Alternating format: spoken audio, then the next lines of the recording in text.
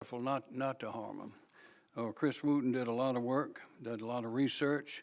Other legislators helped. We got a lot of information from people, from their experiences. We've seen tragedies occur. We've seen these crimes occur.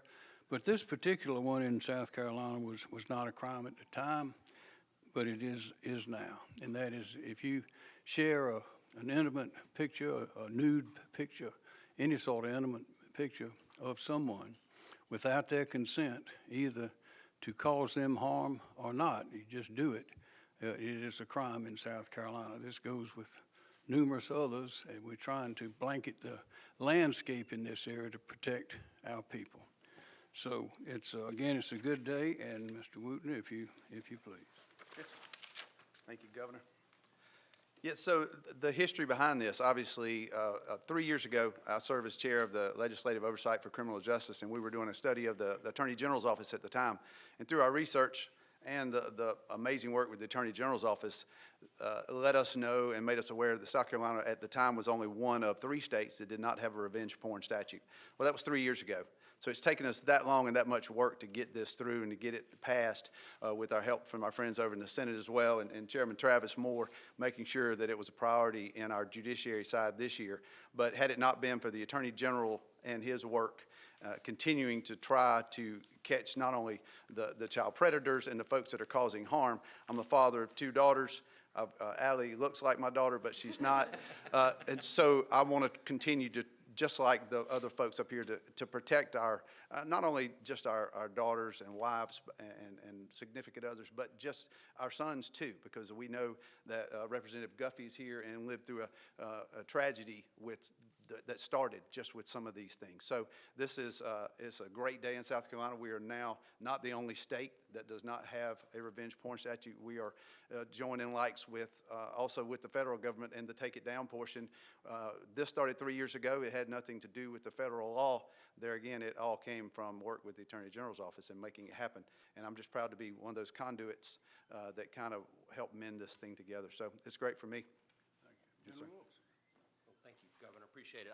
First off, I want to thank the governor for allowing us to be here. I want to thank Chris Wooten and the other members of the legislature who, without their leadership, this bill wouldn't come to pass. This has been a banner year for us in combating people who use the internet to exploit adults and children alike. I was at the White House a week ago Monday for the president's signing of the Take It Down Act, which is a federal counterpart to this state law. And I like our law better because it's got stiffer penalties, but not just this law that the governor's signing today that's going to make it harder or make it better for us to be able to go after people who exploit those using the internet.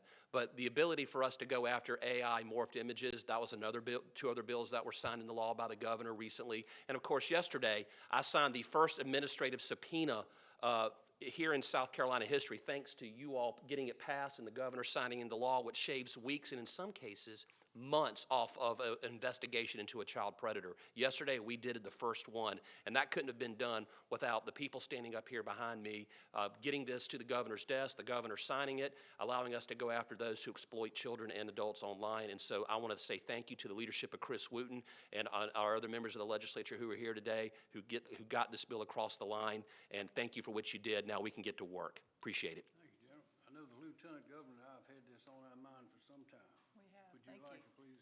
Thank you, Governor. Well, thank you all. And first and foremost, I want to say thank you to the General Assembly, Representative Wooten, Representative Guffey, Travis Moore, Brandon. They have done such big work here to try to get these things done. And, back in the day, I feel like I talk like my parents now. Back in the day, you'd have never thought that we would have to address issues like this, but this is now the day we live in. And it was a great day to see President Trump and First Lady Melania Trump, something that they really championed. So we're seeing this across our nation, really across the globe, and how it's impacting young girls and what the internet has done to that. So I'm always proud that here in South Carolina, we are leading from the front. We are really trying to look at so many aspects of keeping our young people and our women safe here in our state, because obviously, and I mean, we talk about it in the sense of girls, but it happens to our young boys too.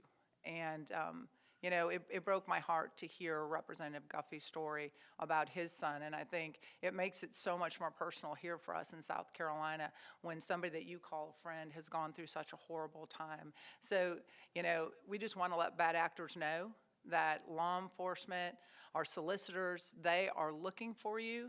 If you choose to do bad acts that hurt people here in South Carolina, you will not get away with it. Thank you to the media for being here to get this incredible word out. And thank you always to the governor for making sure that he is looking out for every single South Carolinian and, again, being forward-thinking to stop problems before they occur. Thank you all so much. Other comments? Gentlemen? Ladies? Okay, well, one more thing. South Carolina does a lot of things first, and we do a lot of things better than others. But one thing that we did way back was our state constitution guarantees a right to privacy. It uses that word. The U.S. Constitution doesn't use that word. Our Constitution does. So we have a basis for these kind of laws that can't be challenged, and that's good news for the people of South Carolina. Any more comments? Okay. Questions? Oh, questions? The press got questions? Yes, sir, Ms. Green. For Representative Wooten or whoever wants to take this, with South Carolina now being the last state to criminalize this revenge porn, what took so long? Was it just oversight, not realizing it wasn't on the books? I'll step up, Governor, if you don't mind. Yeah, go I truly think that it was lack of not knowing until the Attorney General came to us. So it just shows you how in collaboration, if you've got the great group that work together, and we continue to talk about the makeup of the House and the Senate and the Governor's office and the Attorney General's office all working together. And I think that it's unprecedented that what we do, because across the United States, you don't see that. We've got such a, I don't want to boast too much, but I think we've got a great group of folks that work together as a family to make it a family in South Carolina. And had it not been for the Attorney General coming to us through the process, and that's what the process is there for, coming through us and telling us about it, this would have never happened. So obviously, the Senate got word of it as well, and we passed it over to them, and they saw the need for it, and with the push, obviously, from the governor, because the governor's made it his priority to continue to protect the citizens of South Carolina. One thing that most people don't think of is that this is a crime, that is a criminal wrong. There's such things as civil wrongs. That's what you have a civil lawsuit for. And there are torts. A tort is a civil wrong. So if someone were to intentionally embarrass somebody by publishing photos like these, they could be sued, but this makes it clear they can also be prosecuted and go to jail. I guess building on that, you know, a couple of bills like this kind of came to the wire this session. A few that the Attorney General pushed for specifically in the last couple of days. I guess as far as timing goes, you know, why were we in a position where a lot of these bills kind of, you know, crossed the finish line at the last second? Well, some folks say in politics nothing gets done without a deadline. And this was certainly a deadline, but it takes legislation a long time to pass. Often, sometimes it takes way too long, like the tort reform has been lacking for a long time, and a lot of people have gone out of business because of our failure to act more promptly. And we have to keep watching that. But we want to get it right. And I think these that have come across the last couple of years, I think, have gotten it right.